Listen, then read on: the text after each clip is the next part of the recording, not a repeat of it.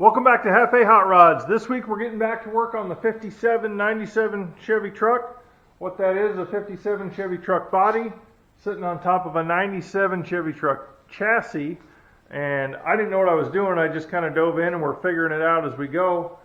We're to the point where we need to put a radiator in it. And I found a new used aluminum unit on Marketplace and picked it up. But before I can set up the mounts on it, I need to get my front clip in the proper place, get it where I want it, so that I can make sure that the radiator is still going to clear everything. Let me show you what I'm talking about. So, the first thing you can see is when you look at the fender versus the cab, the fender's doing this, going up as it goes forward. You can tell the gap grows at the bottom of the front fenders, so that tells you it's doing this. Even the hood isn't, which is kind of maybe not the most reliable source of view because the hood's boogered up too. You can see it's sitting too high back here. But so what we need to do, I'll show you the same thing on the other side. Not as obvious here, but it's still lower. The fender's lower at the back than it is at the front. The gap gets bigger at the bottom, so we know it's doing that stuff. So, what we're going to do is, if you watch the other videos, I did make some mounts on the front here. I wasn't sure if they were going to be good or not. They're not. We've got to get this set down further, and we're going to have to watch out for these. The power steering lines, we're going to have to watch out for the frame rail over there. We're going to have to watch out for the steering gearbox. Luckily, I think we've got a little room to come up because of the shape of the hood. Maybe not a lot. I did get a pretty small radiator, but it's aluminum, so we should be good. So, what I think I want to do is leave the rear bolts in. We'll just leave them a little bit loose, which that one looks like it's already loose. And then we'll just pick the front of it up. We'll cut out my terrible mounts that I made and then just set it down maybe on some rubber bushings and see how close that gets us. It may not take that much because we're talking about, I don't know, what is that, 3/4 of an inch? 3-4 inches? I don't know. I see what you did there. Anyway, we'll set it down, see how our lines look, and then go from there. So when I put these bolts in, I had Chesney's help because I have to reach up here at the top, and then I have to also get through up under the body, but on top of the frame rail, and hold the nut, which is also not ideal. So let me get everything broke loose, and then we'll see if we've got enough room to get in there and cut those mounts out without taking the whole thing off. I can do it, it's just a lot easier to not do that when you're here by yourself. So here we go.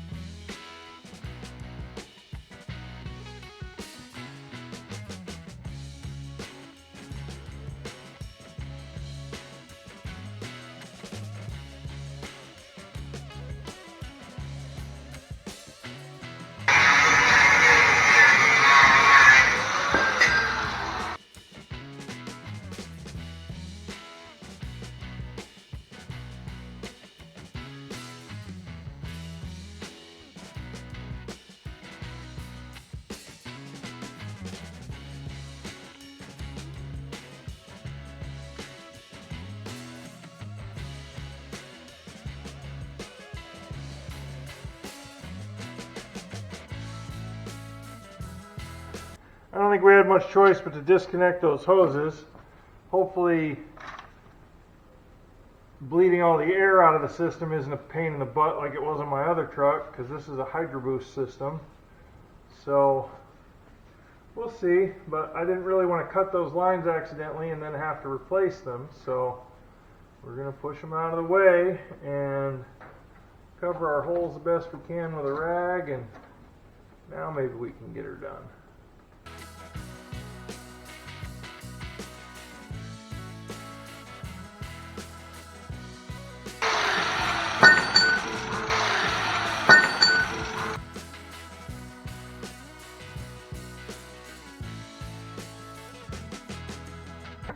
looks to me like that's better already. Let's take a closer look at our lines here.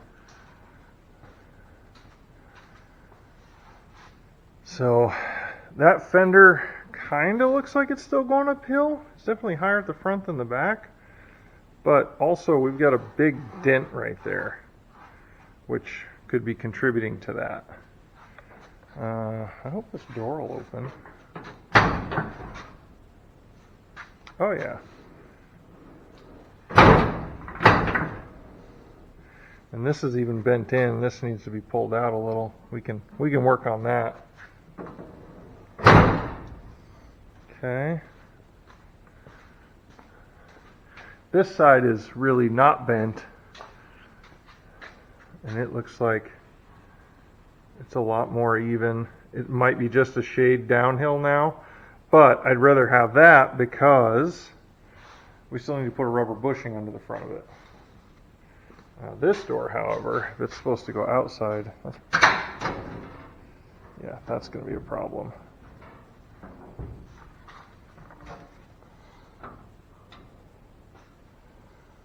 And it's possible that the whole thing's just kind of twisted up and that both of these frame rails aren't exactly the same height. So we may require more space on one side than on the other to get it to sit right. So I guess we'll put a little space under there, under this guy, because the two frame rails are definitely not the same. Because you see that one's still on a bit of a hill. That one looks like it's starting to flatten out a little more. Either way, they're both going to need some rubber bushing between front clip. But I'm thinking we'll probably be able to put a rubber bushing in there, drill a hole, bolt that bad boy right to the frame rail, which will make bolting it up easier. Let's see where we're sitting side to side.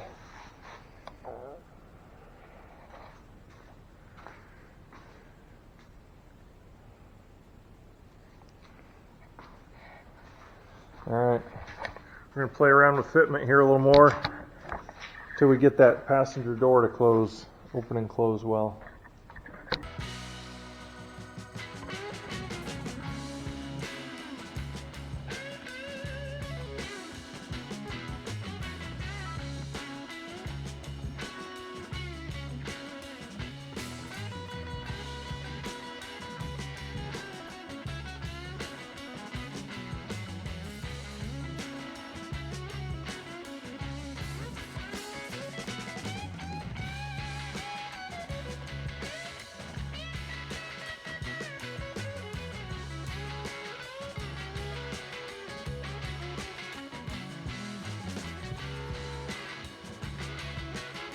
Just some crusty rust behind there and I can't get to it, so we're just going to try and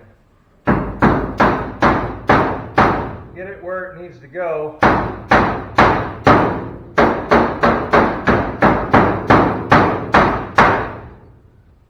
By smashing the rust, because we know we're going to have to replace part of this anyway.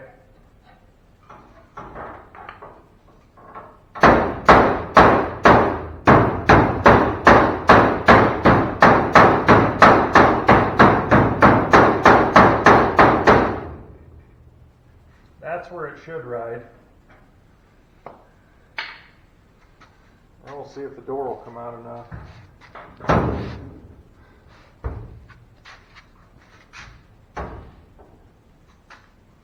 This whole thing just looks like it's too far out.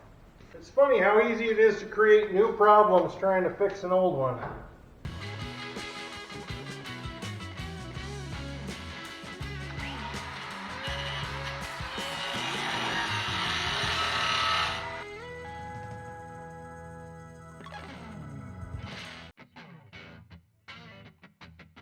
This whole thing has been beaten and bondoed and beaten and bondoed some more.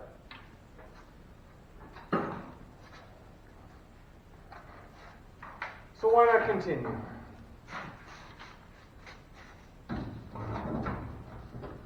get in there, that's why.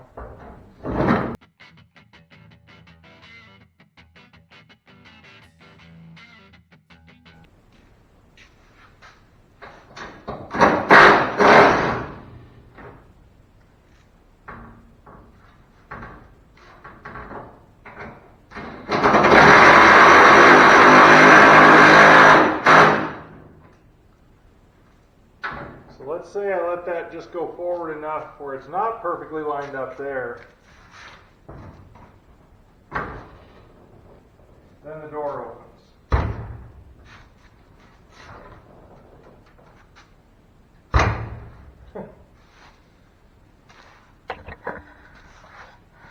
Might have to be good enough for now.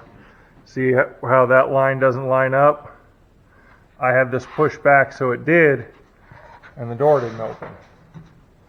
Now that line's not perfect, but when I get the bottom of the fender bolted down, it will open. Here, you guys, let's try this. Don't fall. Just leaves me with a bigger gap here than what I really want.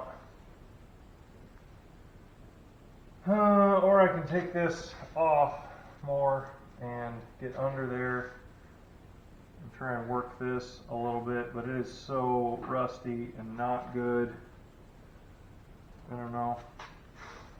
This fender feels like it needs to go in more. Try something else here.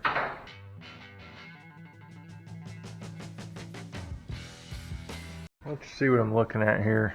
So this hole looks to me like has been cut off and re-welded on, and this is preventing it from going that way far enough,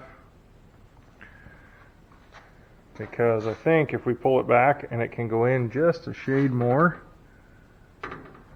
then the door opens good, and we've still got a good gap here. So solution to that's not a ton of work. We grind just a little bit off it, or do we weld the smaller washer on there, or do we cut all that crap out of there and then try and re-weld it back together? Problem is the metal's so thin and rusty that we're probably asking for trouble doing that.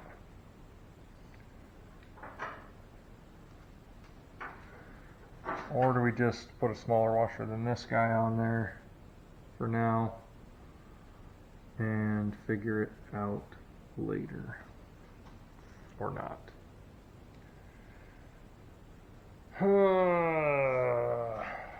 I think either way we got to take a little bit off this edge here so we can go more in, because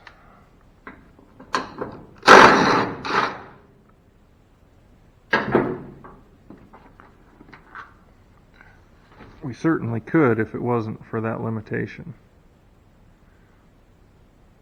So now we just got to get this pulled out enough to clearance that some more. And then we'll put a thick washer, but not as big a diameter as this one. So I think that's what we're going to do. I don't know. I don't know what I'm doing, but we're going to try and figure it out. We're not going to try. We're going to figure it out. Whether it's 100% right way it should be done or not, that's the question. But we'll make it hold. We'll make it work. I like that. That's a nice thick washer, but it's a smaller diameter.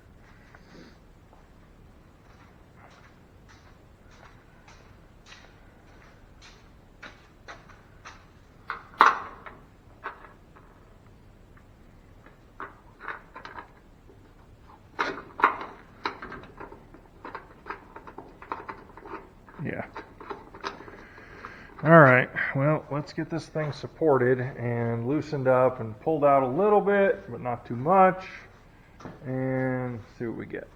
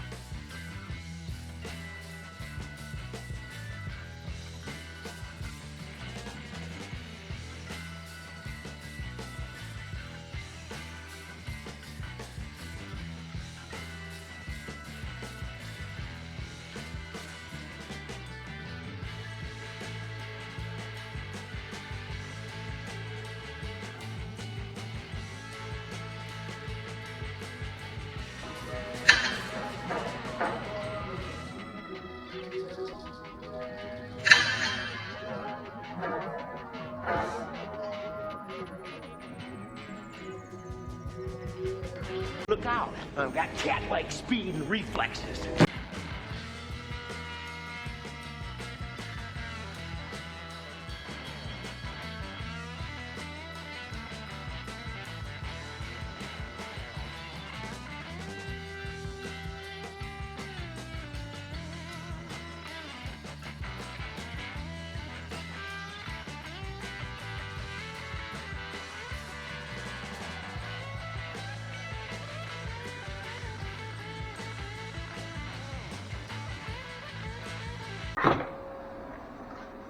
Boom. And boom. And boom. And boom. So a lot of the body mounts on this truck originally were just like little squares of rubber with a hole in them. And I thought I had a big piece of like old conveyor belt I was going to use, and I can't find it. And I'm not going to order little squares of rubber for like $8 a piece online. You might not have known this, but BF Goodrich makes body insulators. They're trim to fit. That's not how that works. So that's what we're going to do. We're going to trim to fit some BF Goodrich body insulators, and we're going to bolt that bad boy down. And yeah, I think the front end will be 2/3 mounted, and then we can actually get on to what we set out to do, which is putting the radiator in. Radiator. All right, Dan.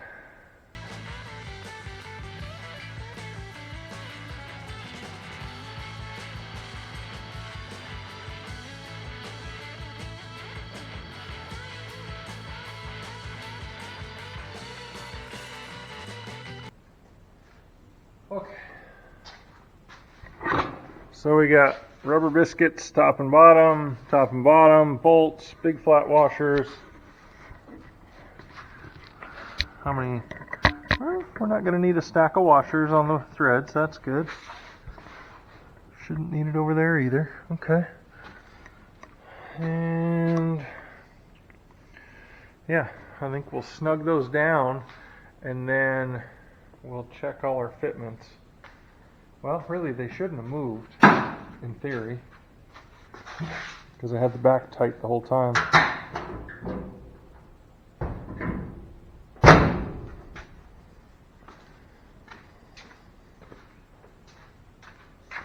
What the heck?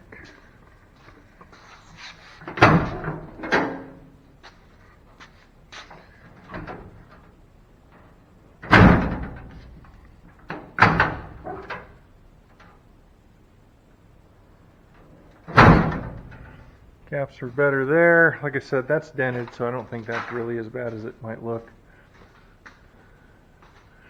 This gap's more gooder. Está bien. Alright, let's cinch this sucker down, and then we can start figuring out radiator mounting, which was the whole thing we started with, 4 hours ago.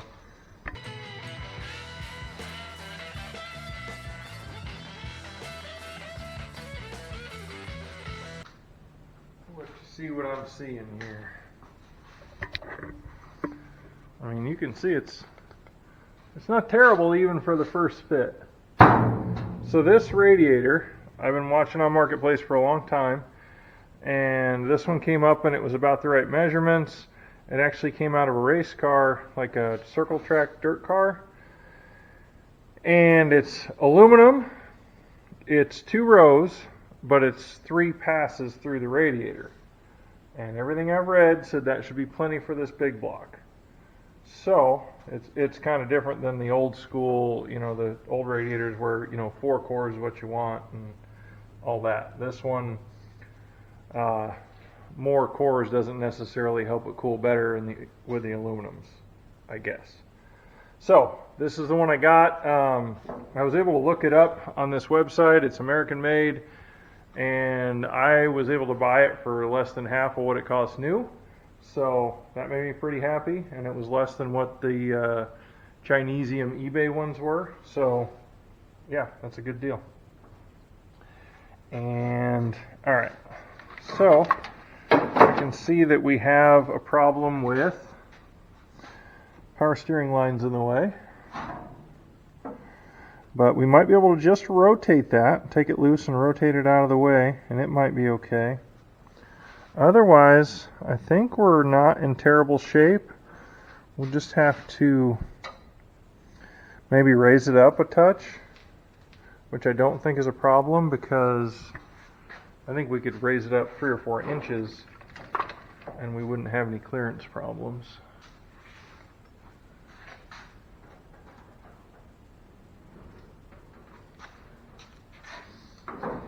Oh yeah, I think we got plenty of room to work there. I don't know why. What's keeping that from going down? Looks like a tie at the back. Which, I actually watched an old video of this from when I brought it home, and the gaps are already better than they were, I can tell you that. So, let's get that power steering hose repositioned. We'll move it over as far as we can, because I'd like to have this centered on these maybe, because it'll fit between them, it looks like. And then we'll just have to build like a little shelf on the bottom to hold it, and then some sort of brackets to go to this or over it and lock into it. I don't really know. There's not a lot of guidance out there as far as how to mount these, so as usual we'll be figuring it out as we go. Alright, pulled and twisted on that a little bit. Let's test it again.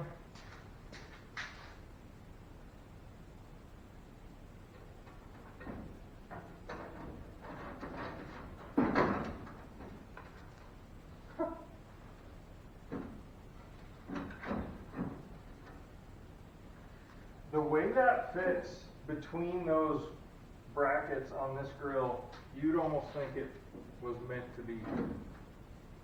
I mean, I can't just let it ride on the frame and the steering box, but if I could, by golly, we'd have it. So we got it just inside of the grill there. Just inside of the grill there. Yeah, that's not bad at all. And then we'll just honestly probably shorten this hose up, maybe. It might not be that easy. I don't think we're going to get rid of that bend easy. We may have to cut it and then splice it. And the bottom one, I don't know. There's a lot of hose there. We'll have to fight with it and see what we can accomplish. Let's get this mounted. So it'll ride right there. Obviously we don't want it riding against the steering box like that, and we are still touching that hose.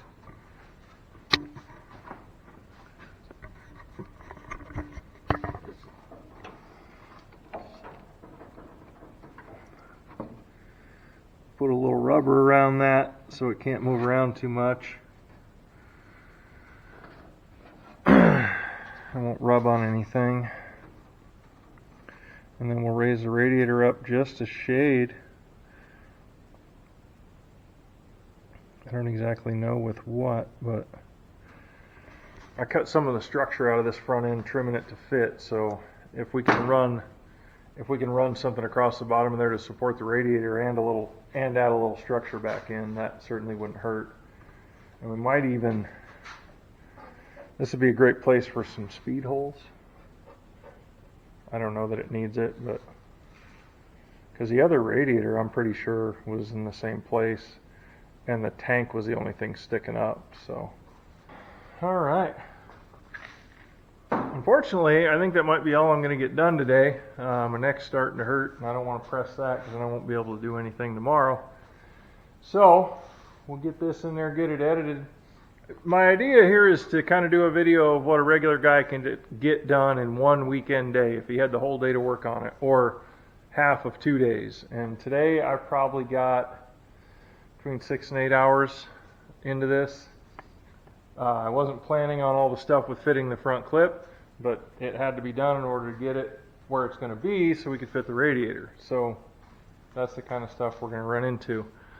If you like what we're doing, please check out the other videos on this truck, see how we got it to here. If you have suggestions how we can do things different or better, I'm always up. I'm learning as I go, so whatever suggestions you can give, I appreciate. If you see any value in what we're doing here, please consider subscribing and check us out next week. As always, we appreciate you watching. We'll see you next time.